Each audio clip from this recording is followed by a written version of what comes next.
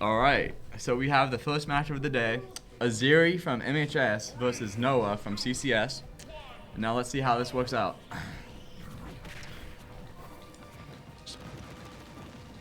So it looks like this Mewtwo player's got a good grasp on fundamentals. They start with Nair automatically, which is a very good combo starter for Mewtwo.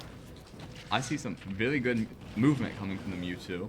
He's got some pretty hard reads on the Zeri, too. Yeah. His tech options are just... He can actually move. He's pretty good. It's actually like dead even right now. He's using his options very well. Doing it...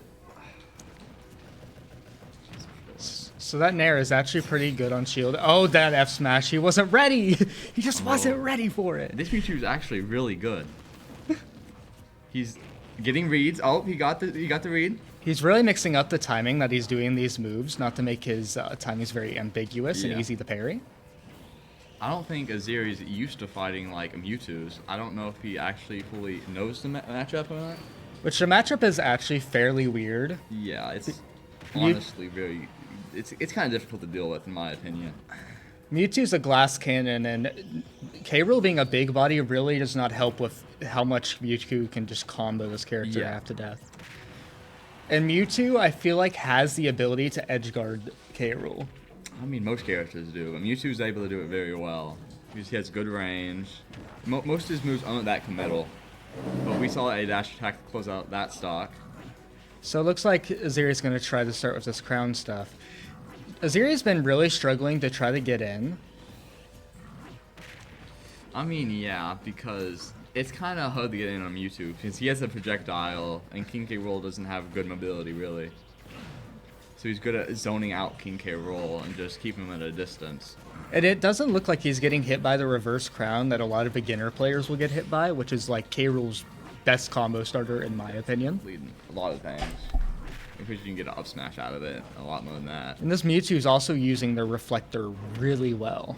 Yeah. Good at stall the recovery a bit.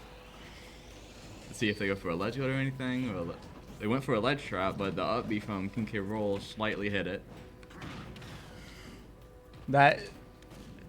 So K. Rool's ledge trapping is really good, especially if that blunderbuss. If Aziri can just keep him in the corner, he might be able to do a little better. Yeah. Oh, like right there.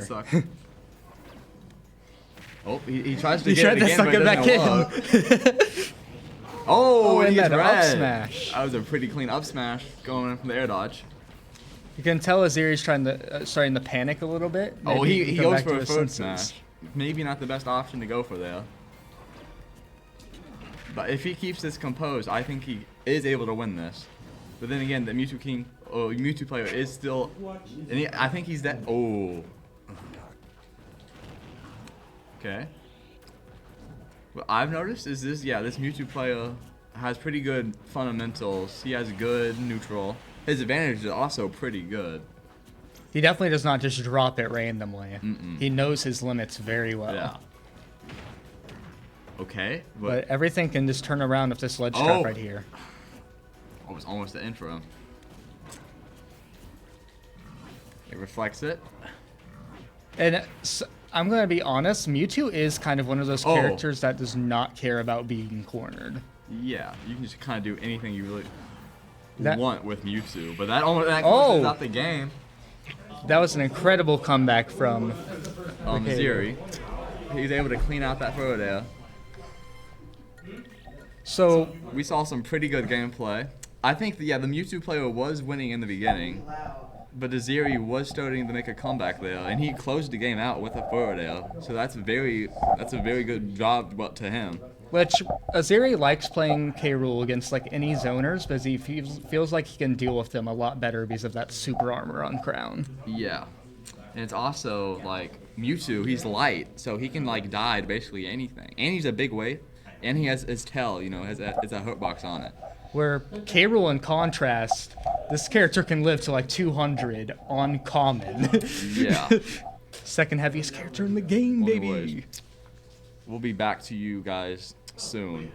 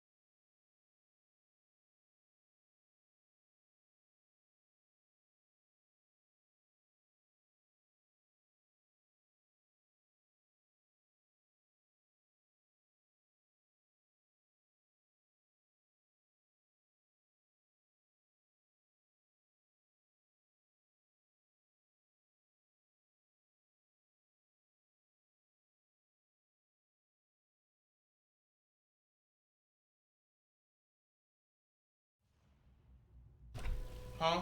All right. What did I say? Sonic versus King K. Rool in FD.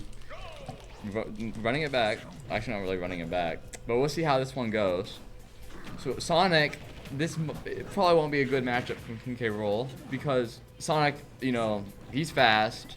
He's able to rush down the opponent, get stupid combos, and end it. But That Aziri is also just a really good ledge trap tool in general. Yeah, you can't really do anything against that. Because he has a linear recovery. You can see him go for that forward smash, which does 2-frame when you angle it down. Yeah. And it's pretty reliable too, surprisingly. Like you see top Sonics players like Sonics go for it a lot. But back to this neutral stage. Oh, that almost killed, surprisingly. And another thing that Sonic is really good at is just choosing when to approach. He doesn't have to approach you at any point. Yeah. Oh, he gets it back. Gets an up smash. Not going to quite close out the stock because K. Rool's heavy. Yeah. Oh, he technically gets the read, but... Looks like the move just didn't want to do what he wanted it to do. Yeah. Oh! Set up that cannonball perfectly. Just like he knew he was going to go for that spin dash. Really good awareness from the options that he was using. And now at this point, Sonic has to approach because he does not have that lead. I accidentally uses that up B, but I think Aziri does have momentum right now. He is able to. He's doing way better than he was last match. I don't know if that's because the Sonic is was at Sonic, like the Noah, but Aziri's playing out of his mind right now. Aziri does get better as the match progresses, a lot better. I can tell he's adapting. Oh. Air dodge. Looks like. Oh, it goes for a down smash. Doesn't hit though. Doesn't lead to anything. Goes for another one. Which he is kind of right. That Sonic is going for a lot of rolls, and that down smash will catch that. Well, it's not really a good thing to always mash it either because it's not that unsafe, but it's not safe either. So and you can see the Sonic is just really struggling to get back on stage. Yeah, surprisingly, the King K. Rool is doing this playing the matchup well, even though it is a hood matchup from King K. Rool. One thing that K. Rool does have that benefits him in this matchup is that his dash attack will just go right through spin dash because of the belly armor. Also, Sonic doesn't really have any strong moves, so his body looks like he's going to miss that tech. I think he'll still make it right back. Like I was saying, King K. Rool has stupid body armor, and Sonic doesn't really have any strong aerials or anything. So he kind of just tanks through them. Oh, a roll behind him. Gets a back air. Goes for that forward smash. Oh. But that is really hard to 2-frame if you don't have really good range because that propeller is so big on the ledge. It would stop most ledge traps from happening. Oh, they won't kill, but it puts him at a disadvantage. Nice read knowing that Aziri was just going to jump and try to get back to stage as soon as possible. Panic jump, but yeah. Oh, hold up. And he finally landed the 2-frame that he was looking for that entire time. Really good set play from Aziri there. It looks like he has played against probably a Sonic before. We do have a Sonic in our region, Rylus. Yeah. It's really good. He's really good, bro. He's also a Joker player. But back to the set. I think, in my honest opinion, that Noah probably his Mewtwo is doing a lot better in my opinion. I think he was he had better awareness with the Mewtwo. He was playing better with the Mewtwo. I just don't think he had as much experience as Sonic. It could have been a counter pick. Yeah, that matchup is very weird. Yeah. Anyways, back to y'all. Next set.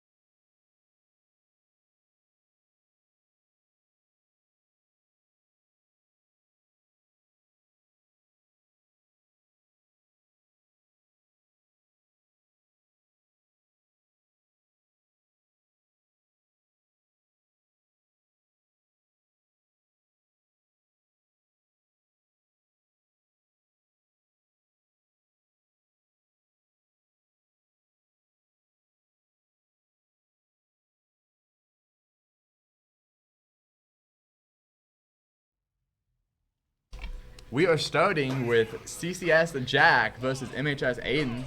Jack using Ike and Aiden using Rob. This is a very general matchup. So you're going to try to see Ike go for like a lot of anti-airs on these nairs that Gio's doing right here. Yeah. They both have good nairs. They both have like the same general utility of comboing and other stuff like up airs, forward airs. The matchup is pretty much very close. You both have to parry nair. None of you have good enough options to not parry nair. Oh, gets a weak spot. Doesn't space it, but he still recovers from it. Gets a parry, but can he lead anything into it? No.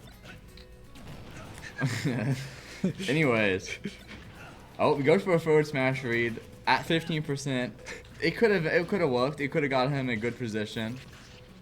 But you can see Gio just really keeping him out right now. The Ike cannot approach in any way right now. Yeah, he's outboxing him. But the Ike, don't count him out because his nair is pretty stupid. But you can see right there, he didn't space it quite well, so Gio was really able to just get that up smash to close out that stock. Yeah.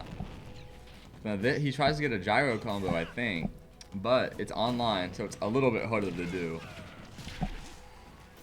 And that up B does do like a lot of work on any of Rob's stuff. Hold up. Especially if Rob starts mashing down tilt, I can just up B right through it. Most characters aren't really able to do anything about it because Rob down tilt is just so good. Ike goes for a dash attack, isn't safe on shield, rolls. It looks like Gio is going to try to convert off of that. It's a really good frame trap. Because that down throw, even if you don't get that up smash, you can just expect a panic air dodge from it. Yeah. And this Ike might also have, you know, he might not be familiar with the Rob matchup. But looks like he finally got that dash attack he was looking for. And the gyro also slightly extended the hitbox of that too, so that might have helped. Because, you know, when you hit like a projectile, it stalls it a little bit. That was a really good, he seems really good at ledge trapping. Oh, gets a counter. Houseman cover. Gets a down air. Like right now, it looks like Gio is just going to try to float above the stage looking for a favorable way to get back on. Gio doesn't have to play this like aggressive. He has a whole stock against him. He can just play this defensive. He goes for an up B. Don't know if it was his best option. It looks like he drifted back to make sure he landed on platform, so it's just a tiny bit more safe. And he accidentally drifted back. That was very pretty unfortunate. So we saw pretty good gameplay coming from both players, from Jack and Aiden. But I think it was clear that Aiden had better awareness of the stage. I think he just was playing better overall. He didn't let the Ike do whatever he wanted to do. The Ike wasn't getting a lot of anti-airs, which is like the godsend for any sortie versus Rob. But the Ike was able to get some like small hits. It really shouldn't say small because it's Ike. But because it's like Ganon. If you get a hit with Ike, it hurts. You don't want to get hit by Ike usually. And he has a lot of like 1-2 combos. But all of those are like reset combos, so he can read what you're doing right after and get another combo. Yeah. And that damage really builds up over time. Rob is a big body, so he gets hit by it a lot easier too. That's just one of the downsides of Rob. Anyways, we'll be back to y'all soon.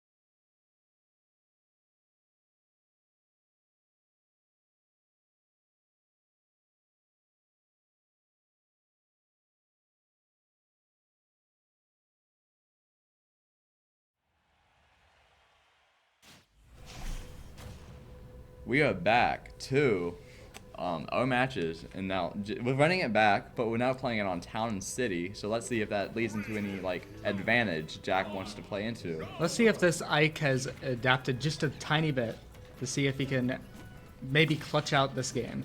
Yeah, could have had like time to talk to his teammates, see what he was doing wrong, and he could adapt from there. But Gio's going for early lead on combos. Trying to get an early lead so he doesn't have to worry about it later on. Which Town and City is a really good stage for Rob. He maneuvers it very well, and he kills even faster off the side. Yes, Town City is able to lead like early cheese, like Roy, right? You're able to kill someone on Town City at like 55%. It's pretty cheesy. But remember, it's for both characters here. Yeah, I can also kill really early. Especially if he gets a fair off stage. Maybe if Gio does like a high recovery. Yeah. Oh, he fast falls that and dies for it. That's unfortunate. And Ike's recovery is a bit harder to edge guard because he throws up his sword first, unlike Crom. Yeah, so you get hit by it first. Because Crom, he just flies up. I don't. He's magic. Yeah, he's magical. Oh, and he gets that stock like instantly almost. Very good gameplay coming from Gio. You can see Gio's just really not pushing his advantage, and he never is dropping it. Looks like he went on stage. Ike he goes for an up B to end it, but it doesn't Maybe work. he just didn't want to be 3-stocked, so he wanted to get at least that 1 stock. Unfortunately. The Hail Mary didn't work, though, unfortunately. Anyways, so I think the first game there, it was going all right. I think, yeah, Gio still had, or Aiden had the advantage. But then in the second game, it was like, I think Aiden adapted very well to his gameplay, and he was able to just play it just right, so I was able to get the 3-stock. It's just, in my opinion, it's hard to deal with that matchup, because Rob, he's a pretty fast, combo-oriented character, but like, Ike, he doesn't really have any fast movements. He only really has up B out of shield, which isn't that good. Anyways, we'll be back to y'all soon. And later.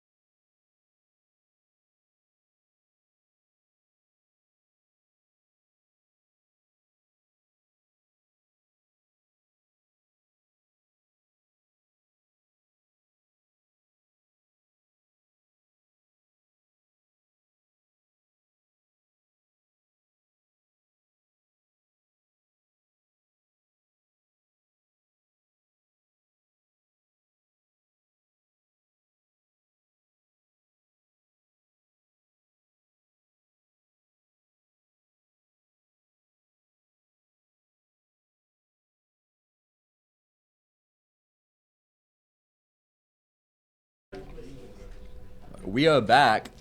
Now we have CCS Sebastian using Curran versus Trey from MHS using Richter. This is a really good matchup for Corin. He gets in, he has good enough like mobility to just go dance around his projectiles just right. And his frame traps are even better because Richter's air mobility is not that good. And if he does get frame trapped, it's hard to recover because Richter has a pretty linear recovery, so it's hard to get recover from certain situations. But you can see right now, Trey is just going for that ledge trap and just ended that stock. It out. Very impressive. Looks like he's going to use this Angel platform to think about what he was doing wrong a little. Yeah. And see if he can just do a little bit better this stock. Oh, gets his head in. Goes for up B out of shield. And another thing, Richter has a pretty good up B out of shield compared to most characters. I think, what is it? Frame 7? Frame 6. So, unless you're like Steve or like a character with a fast like option, you can't really punish it or anything. You can see the Corin's really just trying to keep Trey on ledge. Now that sometimes does 2-frame if you have it angled correctly. Yeah. And you're also able to just like, if you go on ledge with it and like you reverse it, you can just go on ledge, yeah, and press your shield, right? Because that chainsaw has a hitbox on it. Which I think is a pretty cool mechanic, if I do say so myself. Oh, and you can it's see the sweet spot forward smash and kills. You can see that Sebastian is really catching all of Trey's landing habits. Yeah, he wasn't doing too well in the beginning, but now he's doing a lot better. I think he's adapted a bit. Maybe that time on the Angel platform did help him a bit. You can see he's taking this matchup a lot slower now. Yeah. Which can help you because it makes your approaches not as predictable. But you don't want him to be predictable, or else you'll get punished for it. Because you can dance around the projectiles, but you have to be able to do it in a very unpredictable way. Yeah, you don't want to be predictable. You can see that Richter is one of those characters that just does not drop disadvantage. But if he does, if he gets in disadvantage, it usually doesn't go too well for him. I think he doesn't have one of the best disadvantage states in the game. It might be one of the worst. Because his recovery, he either has to get a forward air or a back air on a ledge, which is easy to read if you already used your jump. And his up B just does not have enough drift, so he has to be like right below the stage to use that up B. But Trey did close that stock out back to one stock disadvantage from the current. He's going for a combo, but he gets hit by the get up attack. Oh. You can see that Trey is starting to read that down air that he's been doing the entire time. Stall and falls are great ways to get out of disadvantage, but if they get too predictable, they have a lot of landing lag. Yeah, and if it gets predictable, you know they're going to do it, so you're able to get a punish from there as well. Oh, but it gets reversed, it gets reflected. And sometimes Richter can have a hard time getting off that platform, because Corin has a really good shark with up tilt that leads into stuff. He also doesn't have good air mobility or just like ground mobility either. He's like, I don't know how slow he is compared to the other characters, but you can see Sebastian shielding a lot, which Richter can't do much about. An unfortunate SD from Trey. But he might close it out there, but no. They both go for a down air. They got similar minds. It looks like Trey is just looking for anything to convert into a stock right now. Trey looks like he's panicking a little. I think this is anyone's game. Anyone can win this, judging from the current situation. Trey did get a 0 to death in the beginning, but the current is making this one back. And it looks like he's just going to try to be a little more panicked and not press any buttons because Trey's looking for any like air dodge. Oh, but that's the end of that game. That's pretty unfortunate.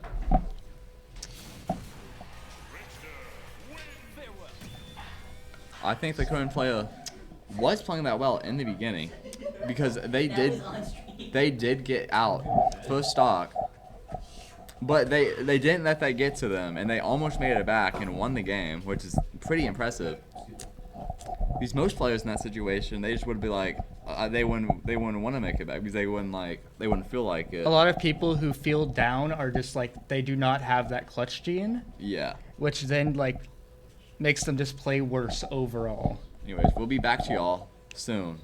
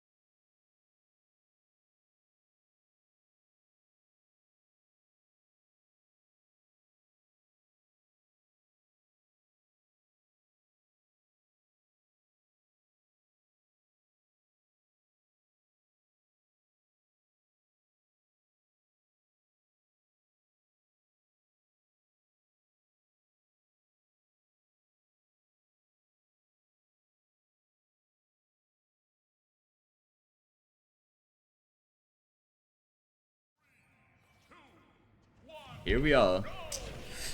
CCS Sebastian is now using Dark Pit.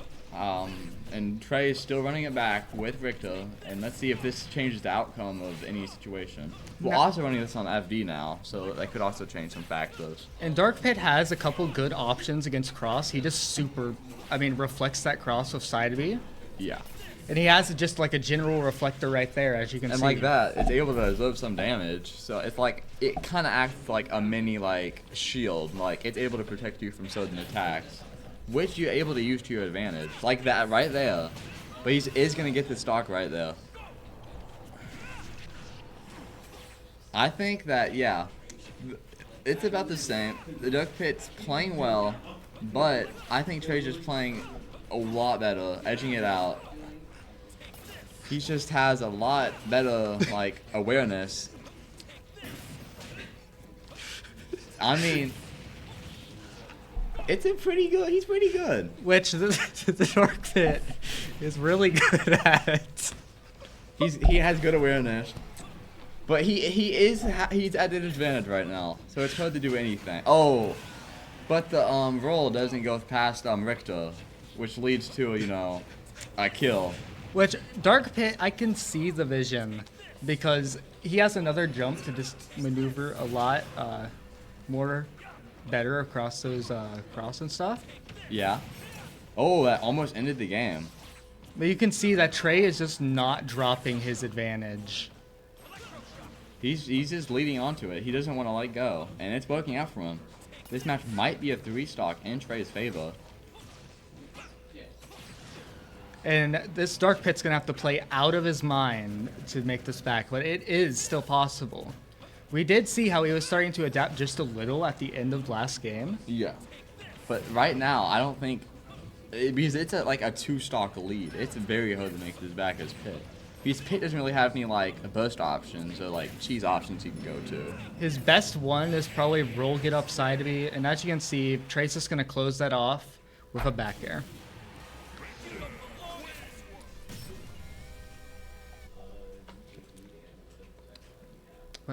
Pretty good gameplay coming from them. I think, yeah, it was like the second set. This player was doing well, decently, well in the first stock game. But in the second game, it just wasn't going too well. I don't think the Pit or Dark Pit was a good choice to use. A lot of these players will switch to their secondary second, which can be a bit of a mistake. Because if your main can't do it, you're not going to have much faith in your secondary to do it. It's kind of like a morale issue, though. You could edge it out, but some people's morale just don't allow it to happen. Okay, and that will be it for the stream. We'll see you guys next on Friday for our next match, and we'll see y'all later. Bye-bye.